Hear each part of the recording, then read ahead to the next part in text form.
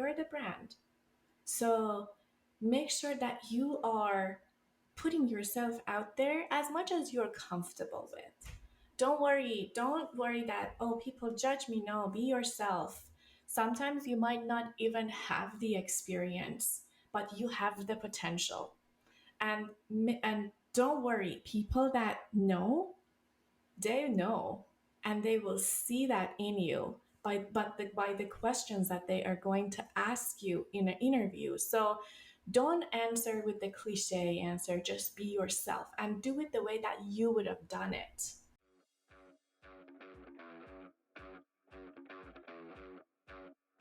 Hello, everyone. In this episode, I'm speaking with Bahar Espiritu, who is a senior UX designer at Amazon.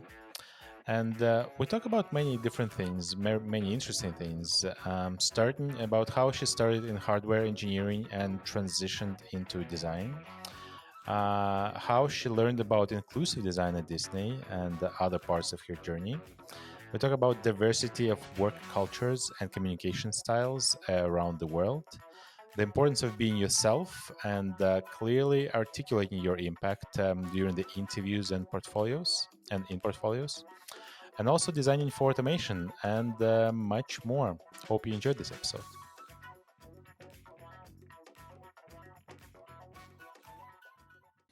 Welcome, Bahar. Welcome. How are you?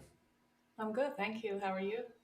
I'm pretty good, and I was looking forward to this conversation. I looked through your story, and it felt very inspiring on one hand, and quite an interesting journey on the other hand. So I'll have a few questions in relation to your story and some of the key steps. But let's start with I guess, in your own words, how did you get into UX and why, and what do you do today? Oh, wonderful. First of all, I just wanted to say hello and thank you so much for having me. It's a pleasure to be here. Well, I am currently a senior UX designer with AWS and been in this field for over 14 years. My background, which is interesting, is electronic engineering. Nothing to do with UX. It was actually pretty much a lot of hardware design, and which kind of gave me the deep appreciation for systems and kind of user friendly interfaces. And I'll tell you why. So back in 2006, I was actually doing a design for like that early stage of kind of artificial intelligence. It was a lot of kind of hardware and board design, sensor design, and we used this software called HFSS, and it was a really great software that we used at the time on the engineering floor, but it was really hard to use, and it was hard to onboard at the time. So what we did is we basically just tried to kind of make it a little bit easier for us to work with. And me being a solver at heart, I'm a builder. So I started to just make it a little bit simple for the engineers that are using it. And it kind of was something that started and sparked the idea of becoming a designer for that kind of an audience, for the developer world. Um, and at the time, like back in 2005, 2006, like software was not as intuitive as we have them today. So That's true. it was a great I want to say opportunity for me to pick that up, and then it's been 15 years and I have not looked back since. It's interesting that you went from hardware engineering to not to the software engineering, which probably would be a slightly easier transition, I would assume. At least can feels like a bit there is more overlap. So have you considered going to software engineering? I would be honest with you. So at that time, there was no kind of a UX per se. So it was like software developer or web developer, right? And so probably by title, I was called a web developer, but that wasn't really the purpose. So I knew that I just wanted to simplify the experience for the developers at the time, and that was my intention. And it wasn't because there were software developers at the time, and they were like kind of getting into the software was kind of like going crazy at the time. Like everybody was like kind of becoming a software developer. But for me, yes, maybe title wise, I was a web developer, but I was not really doing that. My focus was to create experiences, as we call them today, experience designers, right? Interesting. Thinking in retrospect, though, would you have you thought of if you made a different choice at the time and went to the software engineering, and perhaps have had a higher ceiling of the compensation today? So it's interesting that you asked that because for me at the time, it wasn't really about comp or compensation. To me at the time, I was young. I was just tipping my toe. I was like getting into it. I was like starting my kind of, like my career. I just wanted to learn different things.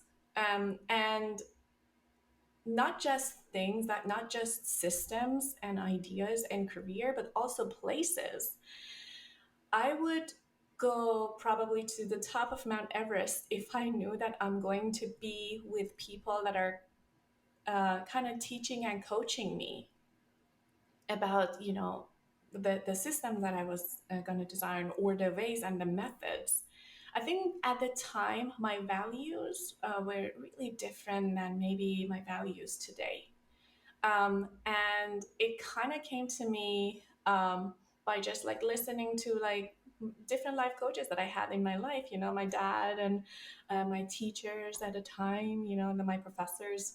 And they advised me to, like, what, just don't worry about the compensation, don't worry about that now, just you should just try different things and see what you want and what you want to do, now, short term, and also like think about the long term. Yeah, I think this advice that you got from your life coaches definitely resonates with me. And this is also my advice that I give to all the younger folks who are just starting out or considering going into the industry. And frankly, even gave my this the same advice to my son, who is, I guess, in the early teens right now. So he's kind of starting questions about how do they find out that I love doing this or want to do that, which frankly I wasn't ready to make this decision at that age as he is today.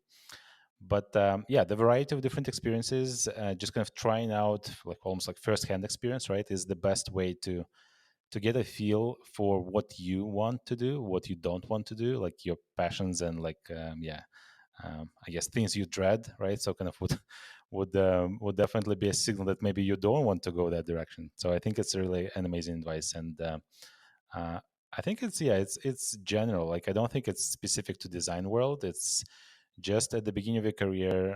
I would recommend anyone to try and diversify different experiences, potentially different roles, different types of the companies, different even industries, right?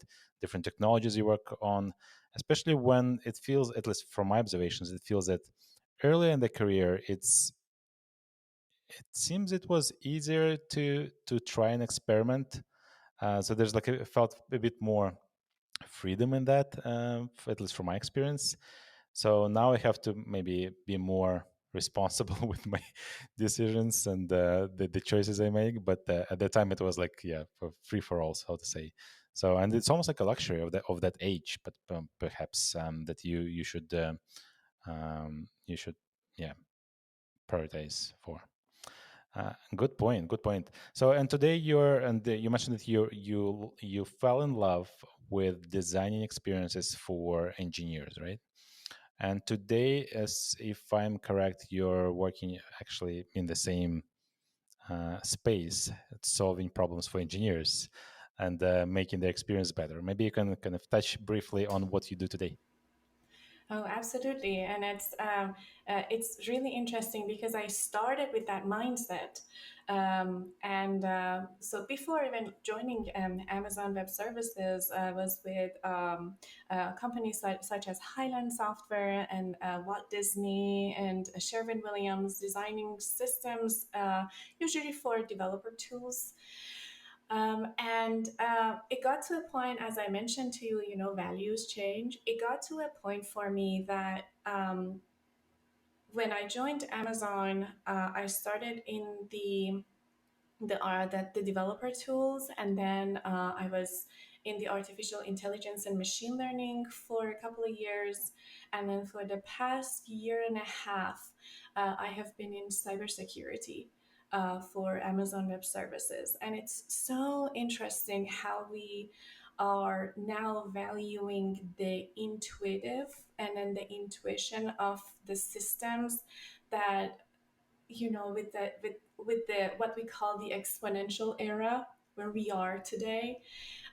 We're kind of moving from developing just for one type of audience, which is the developers, but then also expanding to designing for developers and designing for data scientists that might not have or share the same persona, which means that they might not know how to code, or they may know how to code but different type and kind of coding.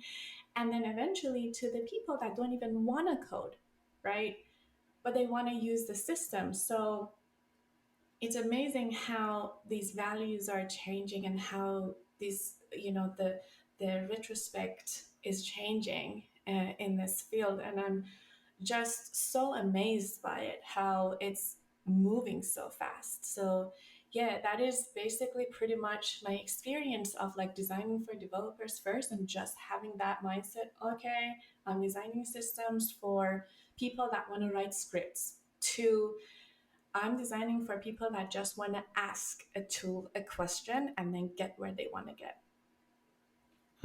And I'm sure you'll have a lot to share on this AI developments and the automation and designing for automation. So we'll touch on this a bit later. But I want to, I guess, pick a few spots from your story and tell me about the Disney experience a bit more, because I've never worked at Disney, but I've heard quite a lot of raving reviews about that Disney is almost like this dream destination, not for not just for kids, but also for people who want to work there. And I wonder what was your experience there, and if you could share, like, yeah, anything from that part of your journey. I must confess that I learned about inclusion in Walt Disney Company. Um, it was amazing to see their transformation also in the work that we're not just designing for children, we're designing for the world. We're designing for accessibility, we're designing for different genders and sexes and different audiences of different languages. And that was phenomenal. That was a phenomenal experience. I started working for Walt Disney back in 2013, and I was basically doing a content strategy and content management. So just like basically coming up with ideas for Family Hour. That's what it called, the program that I was working on. And so we wanted to just basically create that friendly family space when the parents and kids are in the car listening to the excuse me, listening to the radio, and kind of get them to interact with each other and create basically that really friendly vibe, that family vibe experience for them. Which kind of started with doing a lot of research on at what point, for example, families, like when they get into the car, why they stop talking. Like, with the technology now today, like kids are on their phones and like gamings, and then parents are like focusing on driving and like all that. So we wanted to just basically keep all of that safety, security, and also the family vibe in mind and see how we can improve that experience for the family hour. And also just keep that in mind that we were also thinking about families that their first language might not be English, or they might come from different culture and different background, and I know. there might be like disabilities, right? So all of that, and I must tell you that this in 2013 and to 2014, this experience was so very different for me, of like kind of designing for that.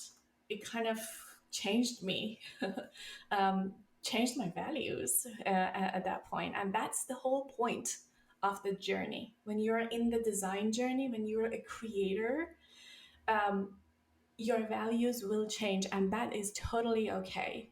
It's your growth. It's like how you're growing in your world. And don't worry, you mentioned something that I really liked. You said that, oh, it was not comfortable. That is supposed to be like that. Put yourself in a very uncomfortable zone, and that is when you grow. That's a very good point about, first of all, like, I think you're lucky that you got to experience working in such organization so early in a career. For me, I think if I'm being honest, I learned, or at least,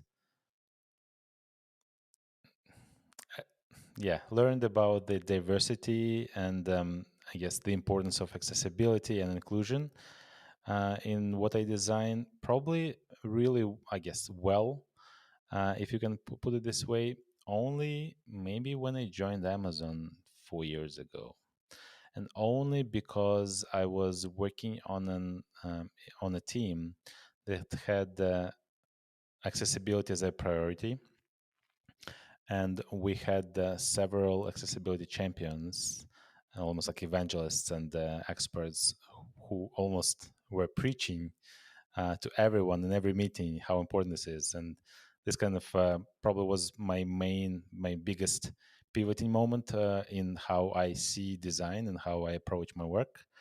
I don't recall having the same, I guess, value, frankly, of this, at least understanding the value of this before joining Amazon, like all the previous jobs I had. Somehow, probably like it also depends on the level of maturity of the organization and the teams who work on products. And yeah, probably I wasn't lucky to have, I guess, more or as mature teams on the previous chapters of my career. But yeah, it's very interesting how even like sometimes one person can change your perception and the whole trajectory of your work and how you value things with that you design. Very interesting. Um, there was a question there. Okay, maybe it will come later. I want to ask a couple of questions on the diversity of your. I guess it looks like that you worked in Dubai, right? You worked in Singapore, and now you work in the States. Almost like three opposite or like opposite sides of the world. I wonder if you have any insights that you could share. Maybe you observed something. Um, what are the cultural differences at work? Like, what really kind of, yeah, how do those compare? Is there like anything that stands out in one of the regions here?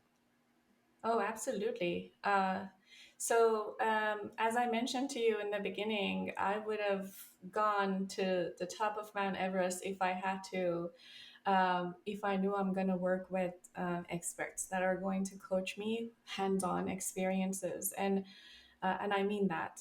Uh, so I remember when I was about to graduate, and worked on that manual that we talked about.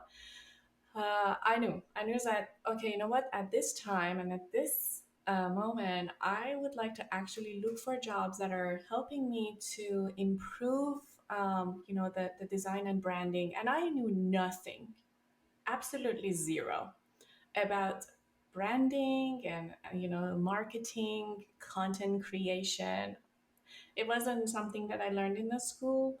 We learned about, math and science and current board and microwave, and those are basically the subjects that I studied at school. And before that, in high school, like, oh, I was like a math maniac. I loved math, so, and physics. So it wasn't something that I really explored. I can't tell you that I'm that typical artist that, like painting. No, I wasn't. So I knew that if I want to get into this and if I want to grow in this field, I have to go and learn from the best. So I had some really specific brands in mind that impressed me. So, for example, Virgin Media. Sir Richard Branson's Virgin Media was something that was like really interesting to me. I remember that I was in Canada, and I was listening to Virgin Radio, and I was like, this is so creative, and I want to work in such a space. And then I heard about the Virgin Radio opening a branch in Dubai, of all places. I was like, okay, that's where I want to be. And I think I got kind of lucky to be considered, because I really didn't have any experience in that case. But I think the person, and I really forever am thankful, because he's the one who put me, Ali, who hired me. He saw who I am really. Like, he didn't like really judge me over, like, oh, you don't really have the experience in that. But no, he was like, oh, I think that you have the potential and you can really grow in this. I can see that in you, and I can coach you. So so at the time, we didn't really even have like it was like a phone call, and then I was on the next flight. At the very, I was like in my early 20s. So I flew to Dubai and I had my interview, and then I was picked. I started as a coordinator in the content strategy team. So basically a web developer, but at a very early age, like a junior web developer. And that was it. That was it. I moved to Dubai. So very not the same place that I grew up. It was very, very different.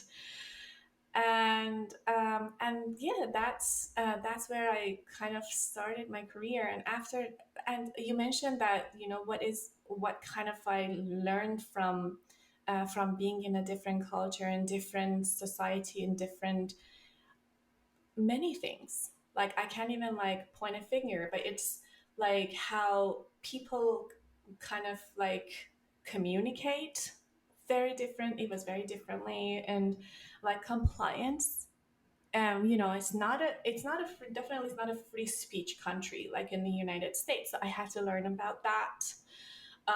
And Hmm. Also, uh, it's really interesting that UAE in general, it's an environment that 80% almost expat.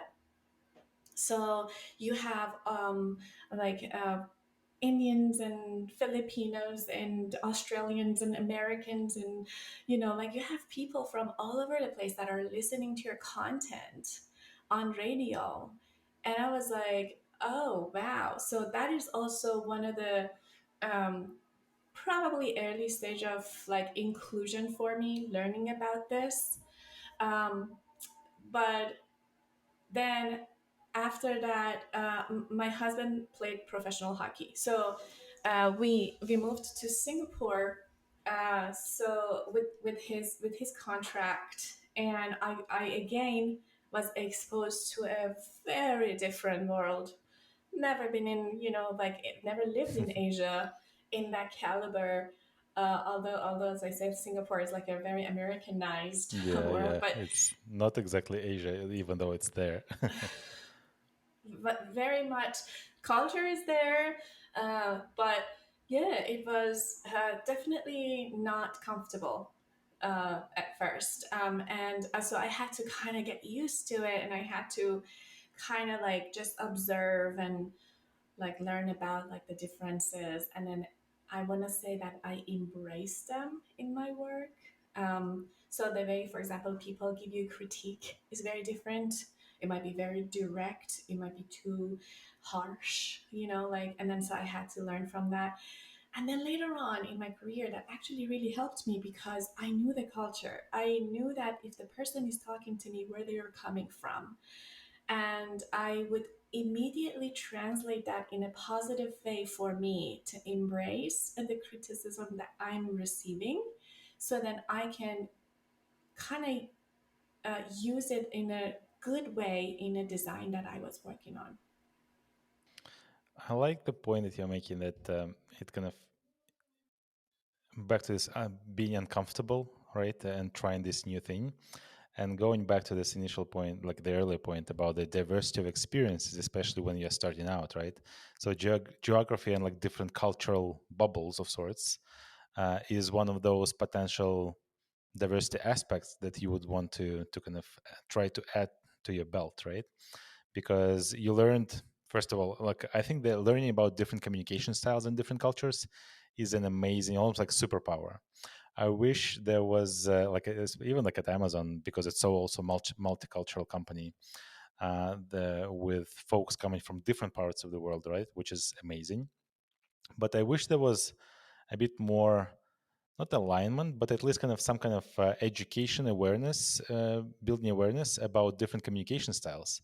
Because I know this because I also come from different, kind of, I guess, cultural influences with different communication styles. So I'm kind of a bit at least primed to try to be open to the idea that people just they're not necessarily rude, right, or just harsh. They're just kind of the way that they express their thoughts.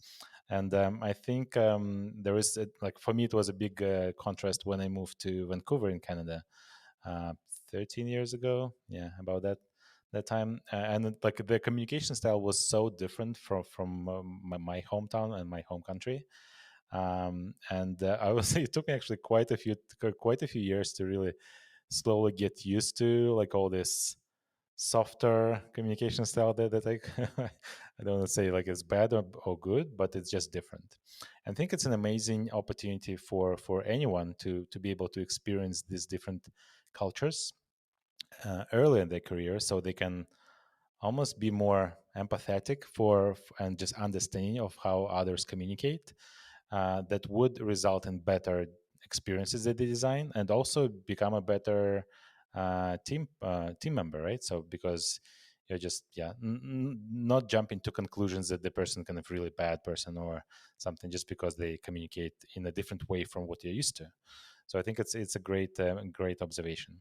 Talking about volunteering.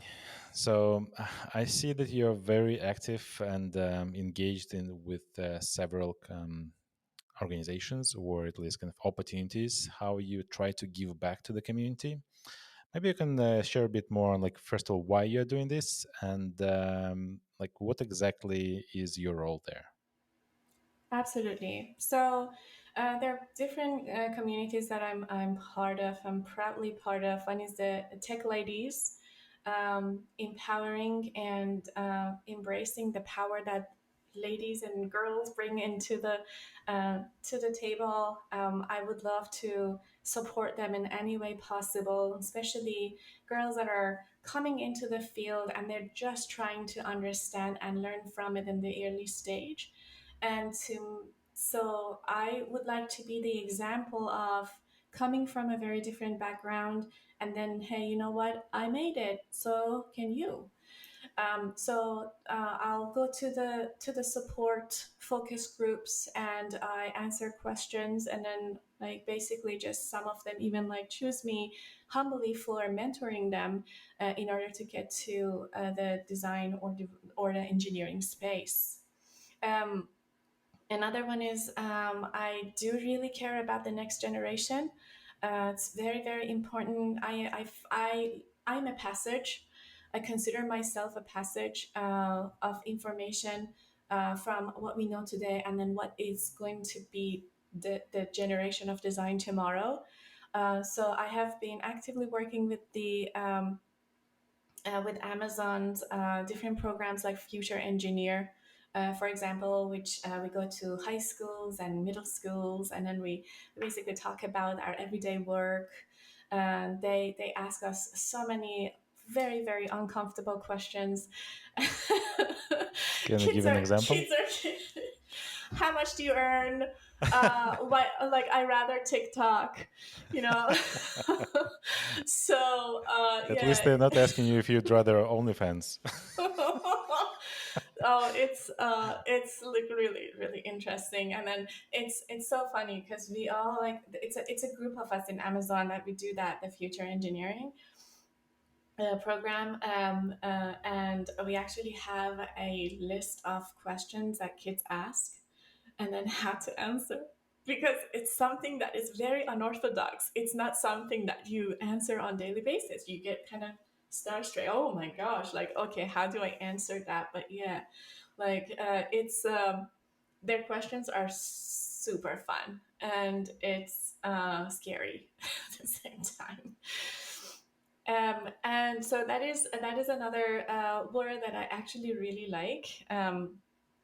And another one is just giving to other designers, like kind of educating other designers and making the tools easier for them to use. So I have been actively working with the Adobe Amazon a group of individuals that are coming from both sides, and then we get together once in a while to talk about the tools, to talk about the future of design. It was actually a couple of days ago that we went to the Postmax at the Chihuly Garden, and we had such an amazing session with the Adobe folks who came there to just hear us talk. And talking about different tools, talking about the future of tools and the future of design and the society and where we are going with it. And interestingly, inclusion was one of the things that we talked a lot about. Any intel on what they are going to do with Figma?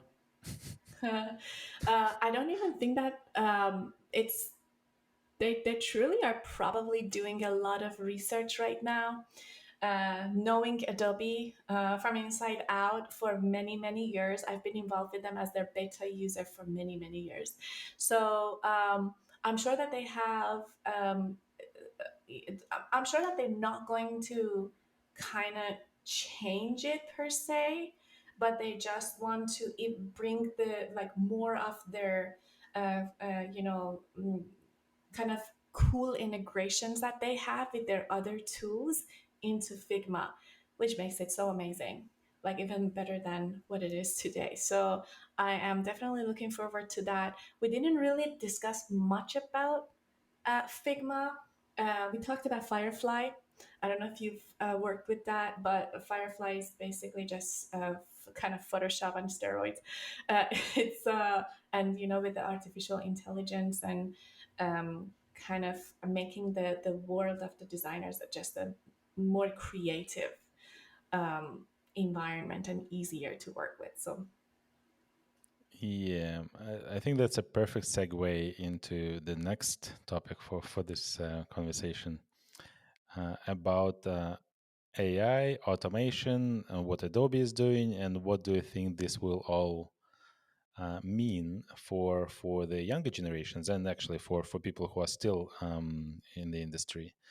And maybe let's phrase it from the angle of people who are earlier in their career, how they can prepare themselves to be better designing for future and for automation, because I think the fact that there will be more and more automation in, I guess, tech world, at least as a focus for this for our industry primarily. I think it's a fact. I don't think it's up for debate. So the question now, like, how can we prepare better ourselves for this new future? absolutely. I always say that the future is already here. So, and we are lucky to live in this era. So again, going back to hockey, the great one, Wayne Gretzky, he's a Hockey Hall of Fame. He says that a good player goes where the hockey puck is, and a great player goes where the puck is going to be. So your knowledge, everything that you're learning today, as a designer, you want to become a UX designer and you're starting with a program, very awesome, great. You're doing some hands on experience, keep doing that. Definitely is going to be amazing, but also be vigilant about now and the future. Be on top of your game, like whatever that you want to be part of, or you might not even want to be part of. Maybe you get part of it in the future. Learn about the spaces and learn from the best. Um, and saying that data is very important. Just learn to leverage data. There's so many great platforms that you can subscribe to, that you can sign up to, and then automatically receive some data from, like, for example, what's happening in the world, right? And I will give you some examples. So, for example, what is on the rise?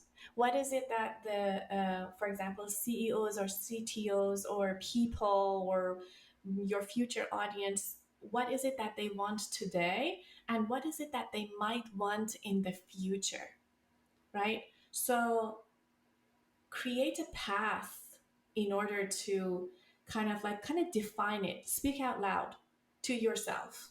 It's okay, go to a room so that nobody can judge you, and then so start talking, like start like writing that journal. What is it that you think is going to be important in the future, right? We talked about a couple bunch of those, right? We talked about inclusiveness, we talked about accessibility, we talked about artificial intelligence. um, Cannot emphasize on this one, ethical design. I can't emphasize enough ethical design. And what I mean that if you're listening to your this podcast, you're some kind of a creator, or you will be. And what we are putting in the world today is so important. Whether it's an API, it's like a series of code, or whether it's an UI, whether it's the content, like copy or something, whatever that you're putting out there in Illustrator, whatever you're putting out there, it's going to be used by the AI agents. And I often tell people that if you want to try and test your product, go and kind of interact with ChatGPT and see what the ChatGPT thinks about your product. It's so important to know what AI agent thinks about you and also what people think about you. And remember that you as a person is a brand. You have something to offer to this world. So just also search and Google yourself. See what is it that you people are seeing about you out there. You might be invisible, but also you might have websites, you might have like explain yourself in, like, for example, in LinkedIn or different social media. See what is it that people see in you. You might be so much, but you might not show. So make sure that you are articulating that, using the right data. So then this kind of, I want to say, loop is working for you to put you in the right path of your future. That's a very good point about the articulation of who you are, what you do, and what you stand for. And the ethical design, I cannot agree more. This is, I know that lots of people who create things, and not just designers, but developers as well, as you said, because at the end, like it all impacts somebody else's life, right? Or potentially huge numbers of users will be impacted, of people, humans. Uh, but I know for a fact that not every person who creates something that will impact many people really thinks about the ethics of what they're doing, and the impact of their work, and what will happen with the society, or those people who will be using this product 10 years later, 20 years later, right? So it's really, it's kind of, and frankly, it's almost like a guessing game at some, like, in a way, because things change so fast, and it's kind of really, yeah, it's hard to predict what like how, like it's hard to predict in very clear terms what the future will be, because like every, like even like if you look at, it's like April now, the first 3 months of this year was crazy developments in all this chat GPTs and like similar agents, right? From Google, from I think Microsoft partnered with OpenAI now. So, and it's kind of somewhat concerning about the how, what exactly will change in the next 6 months, in the next 2 years, because the pace is so fast and so increasing. It's hard to predict, right? But I think the ethical design comment that you made, and like overall, like just kind of thinking about the ethics, is almost like this fundamental um, framing that you should adopt as a person who, frankly, you don't have to be creator. Frankly, just being a good human kind of also kind of encompasses being ethical, right? So it's kind of really more like on the human foundational values level, not just kind of creator and like what profession you do, and like how many people this impacts or will impact in the future. So I think it's a really good comment. Yeah, but unfortunately, actually, maybe a question for you. How could you teach creators to be more ethical and think about ethics of what they're doing?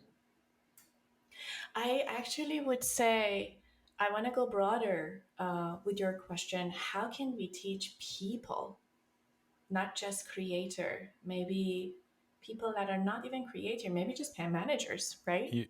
How can You are we? increasing the scope. Yeah, I'm increasing Let's the scope, focus. right? Is it I'm ethical? kidding. I'm kidding. um, I would say that so in the past, I should say in the past, because as I mentioned, we're in the future. So we always talk about empathy, right? Let's empathize. Let's go and hang out with a bunch of, for example, like blind friends and see how their world is going today. You know, Amazon does that a lot, especially with like the Alexa team, and then they are improving their, you know, the Alexa tool experiences. So then they actually go and do focus groups with the blind to see like how they can improve that experience for them. So when it comes to the ethical, just remember that whatever that you're designing today is going to snowball. And we have this culture of think big in Amazon. Think big, so which means that whatever that you're doing today, make sure that you have also thought out, thought it through for the future. What it's going to do in the future, how can it work today, how is it going to work in the future, and if you have designed it for the short term, is it easy to replace that, right? So uh, I often ask my managers and people around me, engineers, and probably people that might have kind of missed that, the gist of empathy at some point, because life can get busy and you have so many tasks on your plate, and sometimes you really don't think about Mhm. this. I'm guilty of that sometimes. To slow down, let's talk about what we have today. Let's try it out ourselves. Let's jump on the product from an outsider. Let's see, for example, how we can, for example, do this step together. That is actually, that works. And they're like, oh my gosh, it actually broke some of, for example, the settings that I had in the background, and then now it's not working for me anymore, and that's it. Like, honestly, that kind of makes it clear that, hey, you know what, we're gonna change, we have to change our roadmap. Like, this is not working. So bring those people. Don't worry about, like, okay, you know what, yes, it might, you might get some criticism, like, oh gosh, no, I really don't have time for that right now. Just Bahar, I just really don't, I can't do it right now. But like, just, you know, like friendly, maybe just have some, you know, cool beverages and food going on, and then just like try to see them, see what they have designed so far, and then the impact on the outside world. So when it comes to ethic, it's about the impact, short term and long term. So make sure whatever that you know, maybe you're more creative than me, right? Maybe the audience is more creative than me, and I would love to hear their stories too. What can you bring to the table to show the impact for today and the future? At first, I thought you were going to say, like, when you went through this, I guess, experiment or testing phase with your project partners, that you broke some hearts, not settings. You break hearts too, for sure you Exactly, for do. designer. For designers, for developers, Yeah. because it becomes so close to their heart because it's something that they worked on for probably years and months, and then now we're changing things. But yeah, it's not easy. Again, not a comfortable zone. Yeah, yeah, and I think it goes back to also to what you commented before on communicating with project partners or other peers, right, to get kind of more feedback on your design. Uh, I think it's important to almost like change, yeah, and I agree. It's a natural feeling of being more protective of what you create. It's almost like your baby, right? And the more time you input into this, the more protective you may feel. But I think it's also important to change, almost like force to change yourself to think through a different lens, and almost like a choice, right? You either want to make the best possible UX within the constraints, obviously, or you want to keep your feelings safe. So it's kind of really, if you want to really make it better, you have to open it up and kind of bring this feedback, which in most cases will be critiques and everything, and focus on really trying to kind of almost evolve it, whatever you design, to the better state, then trying to protect what you designed and your initial ideas, and almost like force yourself to believe that your initial idea will is likely not the right one, and it's better to kind of go through those different inputs, and obviously review and prioritize and all that jazz, and with the intention to make it better, right? So I think it's kind of connects it to that point as well. And I think it's a great, easy and very actionable tip on how to at least try to increase empathy in the team, especially with different roles who are involved in building a product, trying to kind of experience it themselves, right? So it doesn't really take long. It doesn't take like any, frankly, logistics in most cases, efforts of like recruiting participants and going through all the research studies, which I'm not saying that you should not do, but I think this could be a first step of really bringing this, growing the empathy in the team, and understanding of how this can impact the users. And I think it's very easy to do. I think it's very good tip. Absolutely, and not so costly. Exactly. It's almost like guerrilla style, Yeah. yeah, research, with the secondary benefit of growing empathy in the team. Let's talk a bit more about, and from the hiring point of view and interviewing point of view, right? So going through so many different roles in your career, maybe you could share, and I'm sure that you were involved in many interviews from the hiring point of view, from the company side.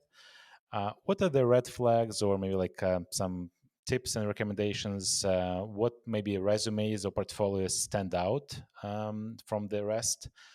What candidates should keep in mind when they work on their portfolios, case studies, resumes, to help get that job, so to say? I am going to start with 3 points. Be concise, be inclusive, be yourself. So I would like to go deeper into them, but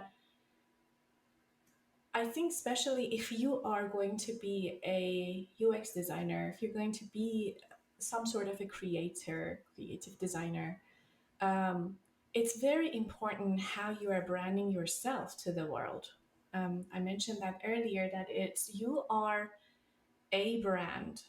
You are valuable as who you are. Um, I see a lot of, unfortunately, stereotypes of cliche. When I go to, for example, like evaluating a candidate, I do a lot of hiring for Amazon, and I just go to, for example, their portfolio that I have online, and it's just a lot of step by step the same thing. Oh, I found the problem, and then I jumped at the problem, and I did this and I did that. But something that really gets me is that when a person is so creatively changes that in a way that tailors it around about the problem, makes it about the impact, not just the problem solving, but also the impact that they had on the project, right? So if you worked in a team, you've probably worked in a team of 25, for example. So what impact did you make? Make that clear on your portfolio, because that is so important. It's not just about like a pretty pages that you designed, or things that you sold and percentage that you earned. No, it's about the impact that you put on the team, and this is everything from the design standpoint, from the impact on the team, from the impact on the customers, all that, the values that you're bringing. And again, you're the brand. So make sure that you are putting yourself out there as much as you're comfortable with. Don't worry that, oh, people judge me. No, be yourself. Sometimes you might not even have the experience, but you have the potential.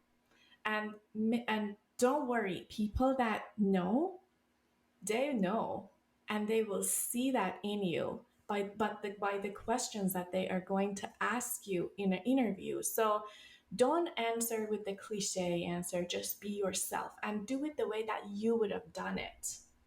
So do your research, but also be yourself, because you is good for that project that you've been picked. And so try to be yourself, and definitely be inclusive. Again, this is something that often comes up on the not just portfolios, but mostly on the resume that I receive from the candidates. Make sure that your resume can resonate with anybody who is going to read your resume. Make it easy to read, make it easy to be read, because there might be people that are probably like their disabilities, and then they're just like trying to use, for example, the screen reader, or different ways, or people that have like different disabilities like dyslexia, for example. So make sure that your font is like large enough, make sure that you're following that, and also be cognizant of AI. Artificial intelligence today is the way that your resume is getting picked up. So make sure that it's friendly towards those systems, that they are picking you up, so then they can rate you and rank you, so then you get what you deserve. I think, first of all of the points are amazing. This reminded me of one of my favorite quotes, I think it's Oscar Wilde. Something along the lines, be yourself, everyone else is already taken, or something like this. So yeah, I completely believe in this, in the personal brand, and that everybody is unique. And thinking through all the interviews that I conducted from the hiring side with Amazon and outside, like even before, there is a really good point that you made about that candidates who stood out, they can illustrate and almost like highlight their personality and their uniqueness, and the kind of it's almost like this personal brand that they can show, right, and articulate during the interview. And everybody else who follows the same templates, usually, yeah, they kind of, it's really hard for them to even remember at the end of the day. Because usually what I would do, I would, if there was like a round of interviews during a day, or like a week, right, the question I would ask like to the hiring manager or some other project partners, I was like, whom do you remember? And they would pick like only those like unique ones, that definitely stood out, just kind of because of their personality, not necessarily because they had like better composed layout of onboarding screen, but really about like the more kind of yeah, the personal brand. I think it's a good overarching term here that combines uniqueness, the voice, the tone, the style, the even like presentation, communication style. So many aspects. I think definitely the future. I think in the future having a strong personal brand is even more important, especially with AI and like more and more automation. I think, I guess, staying true to your human nature and your values, and really kind of that's almost like your unique value proposition, staying human, comparing to more, I guess, to the new and upcoming tools that will be um, taking care of some of the responsibilities and some parts of the job. So like it's almost like you have to, um, in order to future proof your career, you have to double down on your brand and really kind of invest more time and energy into that. And obviously making sure that you can that you communicate this clearly, right? And for all these systems that scan through the internet and scrape all the websites and like platforms, that somebody who plays with ChatGPT can, or like whatever other new tool that would be providing real answers and not just kind of compiling the next best word in this prediction system, the language system, would definitely bring more value in the future. I think, yeah, that's a really good point. Speaking like a bit more tactical on the case studies and portfolios, um, besides kind of, I like what you said about the impact and focusing on the impact. And what's really good point about that you made that sometimes even I forget to consider is really not impact just on the business itself or like on the user's needs and like those metrics, but also impact on the team. And I think it's a really good point also for everyone who is already in a job to not to forget that all the learnings that you share with the team, how you helped them think better from like for their jobs, like about the user experience and like the even like the ethical parts of what they do, right? So it's kind of really those more holistic impact on all the aspects of your job, not just business line or business bottom line and the users. I think that was a really good point. Um, okay. One more question about your passion, so to say, and maybe actually, let me ask it first. I noticed that you also have a link to SoundCloud that you kind of played and experimented with DJing and music and mixing. Can you maybe elaborate a bit more on, like, first of all, why did you stop? And second of all, are you planning to go back to this sometime in future? Who said I stopped? Looking at your um, microphone, you probably didn't. You're right. I know, right? I actually was really young when I got into sound design. I was 16 years old, and I don't know if you remember, but there was not many, of course, software tools as we have today, but it was more of the hardware tools. And again, I really liked playing with hardware. That's why I actually became an electronic engineer, because I was working with all the sound tools. I remember that at the time we had like a Reason Live, if I remember right, the name. So then there was like all these, sound equipment that I had to just kind of plug in and out. There was a lot of wires. It was just crazy. Like if you go on Google and search, like back in days, how you like basically connect up all these sound systems and subwoofers and all that together. It's insane. uh, but uh, this was something that kind of made the creativity tangible for me, right? Just creating sound that really like kind of influenced me in a way that I could express myself. And so I started listening to a lot of music, like Tiesto. I remember like back in days, um, and then I think David Guetta was just like starting, and it was amazing to just listen to those. It was my creative space. It was my mind that was like in that really nice rhyme and like creative space of me. And I was like, listening, and then from the listener I had this opportunity with a DJ back in days who basically just simply asked me to sub for him, and then I did, and I was so scared because I didn't know what I was doing, and I was like, okay, so it was like, just press these buttons and you'll be fine, because he had to go and work somewhere else.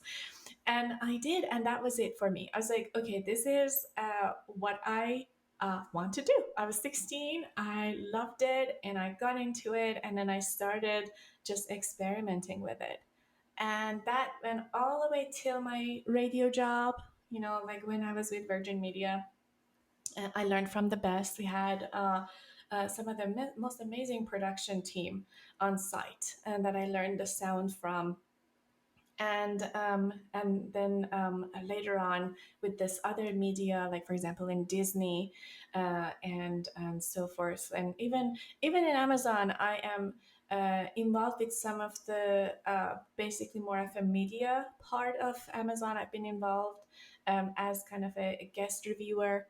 But yeah, it's just been so amazing. I have not stopped. I just don't do it professionally anymore at this point. I do it just for fun. I do have a SoundCloud channel that I have not uploaded anything to for the past 12 years or so, but I should get back to it. I think it's a lot of fun. So the question is it something that you would be doing more if money wasn't the question? Is it more like a hobby or like really true passion? Yeah. I would, and again with the kind of thinking outside the box, right? With the future, maybe I can get involved with products or services or digital experiences that sound is important. Again, it's sound is the aroma of your ears. Like it basically creates that calmness for you, or maybe like puts you in a state that you should be, like a state of scare or state of calmness, or an energetic space, right? So yeah, I would definitely love to get into that. Interesting. um, I'll actually ask this question from a more, I guess, less directed way. If money wasn't the question, what would you do? Imagine you I don't would have to work. play, if I didn't have to work, I would definitely play ice hockey. Oh, nice. Yeah. That's interesting for the I Krakens. Oh gosh, yeah, I wish. No, but I got into playing hockey in my adulthood. I did not play when I was a kid. Like that is usually how the players come to become, like, the great players, including my husband, who played since he was 4. But I got into it just because we were like a bunch of friends were getting together, and my husband coaches hockey, and so like we were just like watching the kids, and then we saw how much fun they have, and they were like looking at each other like, we have to start playing. And then we actually started with the learn to play, and I have been doing it for about 2 years now. Like basically skating, like working on my power skating skills and all that, and kind of starting now to join the leagues for the women, like a Seattle Women Hockey Club, and it's such a great experience. Like I still do it. I wish that I had more time to do it more often, but yes, if money wasn't the option, you would probably find me on the ice in an ice rink somewhere in the world. Very interesting. Very interesting. Yeah. Okay. So last question: where can listeners connect with you online? Okay, so but first of all, you can reach out to me through my social media. I am present on Twitter and LinkedIn. It's my name and my first name and last name, one word, Bahar Espiritu. And also, my website is beespiritu.com. And you can reach out to me if you wanted to come to get into the field. If you are coming from a different background, just remember that UX and creative content creation is a very multidisciplinary world. So you can do it. You bring a uniqueness. You're a brand. Amazing. And I'll include the links in the show notes, obviously.